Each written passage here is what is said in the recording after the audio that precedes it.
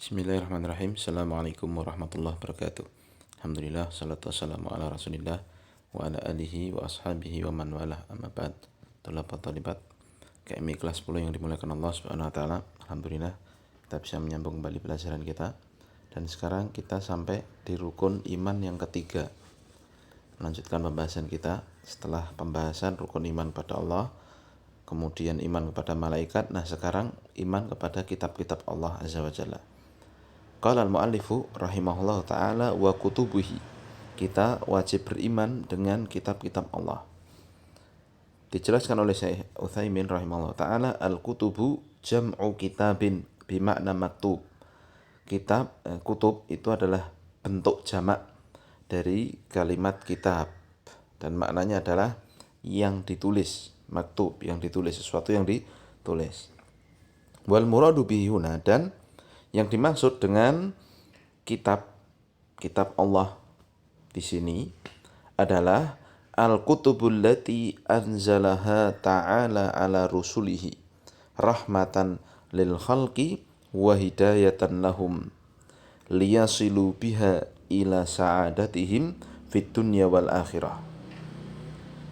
Yang dimaksud adalah kitab-kitab yang Allah turunkan kepada para rasulnya sebagai bentuk kasih sayang Allah, rahmat Allah kepada makhluknya.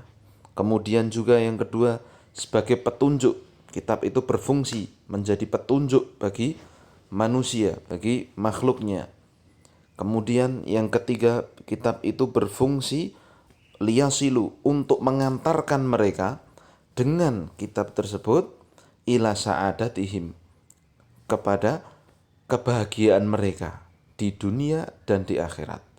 Ya, inilah fungsi dari kitab Allah azza wa jalla. Ada 3 yang disyaratkan Syekh Utsaimin di situ. Sebagai rahmat, sebagai petunjuk, dan sesuatu yang dipakai kalau itu dipedomani akan mengantarkan kepada kebahagiaan di dunia dan di akhirat. Nah, kemudian Syekh Utsaimin melanjutkan, wal imanu bil kutubi yatadammanu arba'ata umurin. Dan beriman kepada kitab-kitab Allah mengandung 4 perkara. Yang pertama, al-imanu bi anna nuzulaha min indillahi haqqan. Mengimani bahwa turunnya kitab-kitab tersebut dari sisi Allah, benar-benar dari sisi Allah. Ya, contoh, kita ambil contoh Al-Quran. Maka Al-Quran itu benar-benar turun dari sisi Allah. Allah yang mengatakan semua isi Al-Quran itu.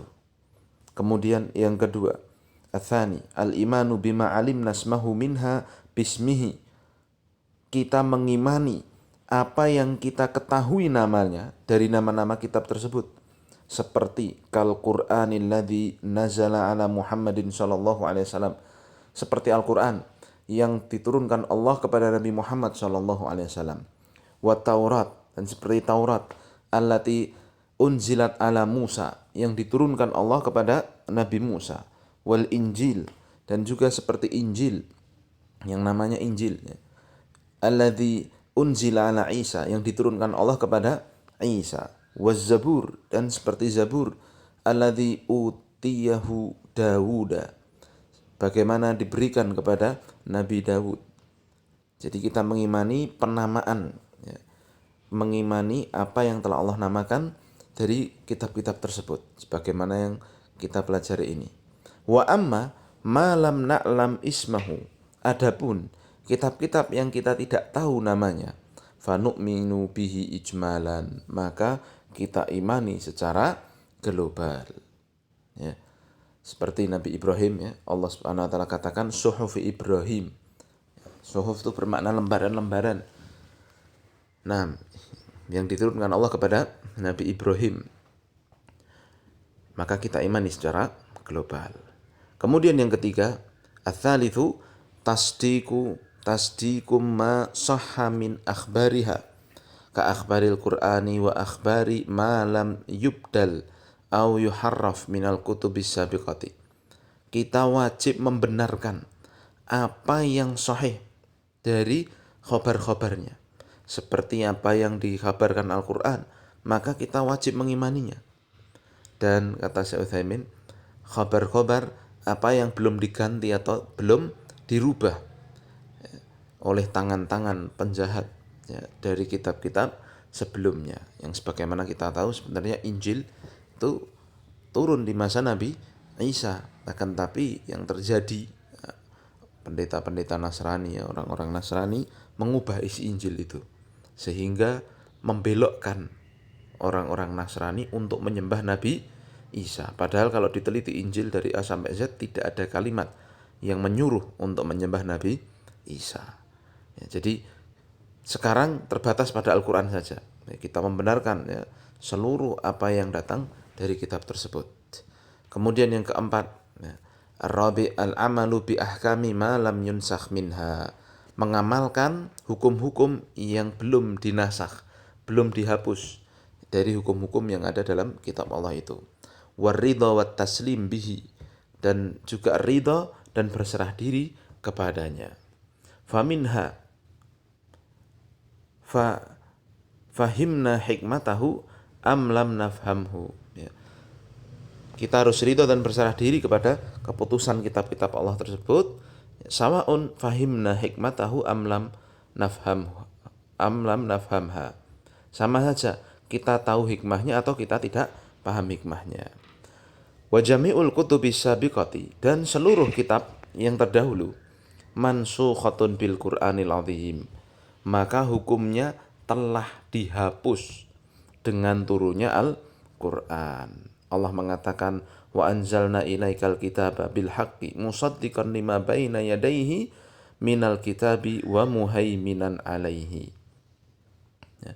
Dan kami turunkan kepada engkau wahai Muhammad kitab dengan kebenaran, musaddiqan lima baina yadayhi, membenarkan apa yang ada di hadapannya, minal kitab, dari kitab sebelumnya, wa muhaiminan alaihi, dan sebagai muhaimin atas kitab tersebut.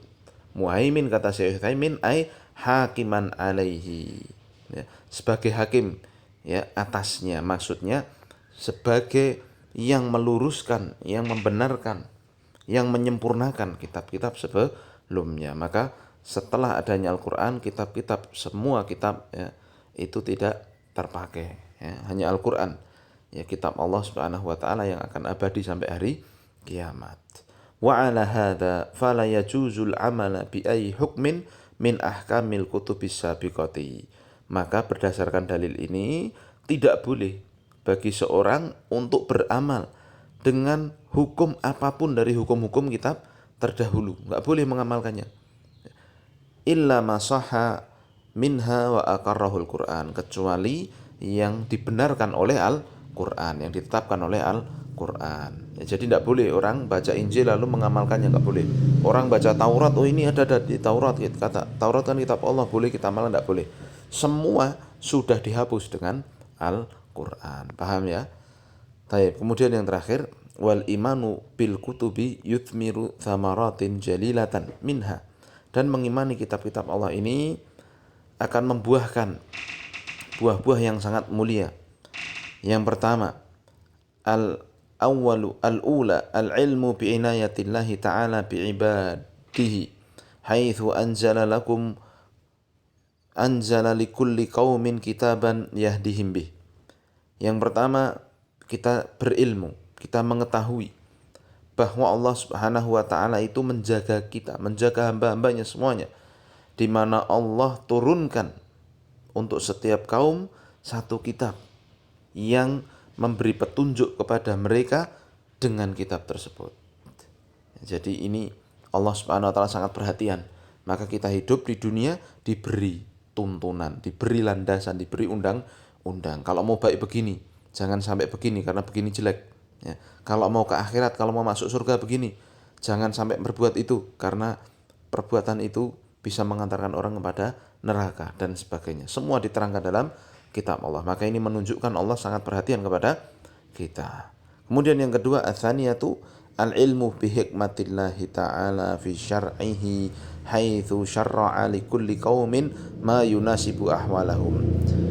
Kita jadi mengilmui, kita jadi mengetahui akan hikmah Allah Ta'ala, bahwa Allah itu maha hikmah, maha bijaksana, di mana Allah Subhanahu wa taala ya, mensyariatkan bagi setiap kaum itu apa yang sesuai dengan keadaan mereka. Allah mengatakan, likullin ja'alna minkum syir'atan wa minhaja.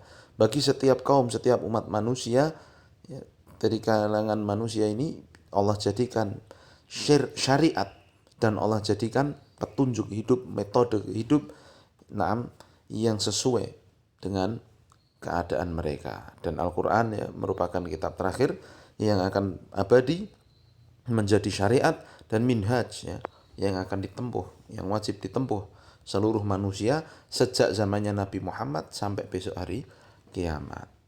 Demikian yang bisa kita bahas dalam iman terhadap kitab ini. Semoga bisa dipahami pembahasan ringkas ini. Dan insya Allah kita akan lanjutkan pada kesempatan berikutnya. Subhanakallahumma bihamdika asyhadu an la ilaha illa anta astaghfiruka wa atubu ilaik. Assalamualaikum warahmatullahi wabarakatuh.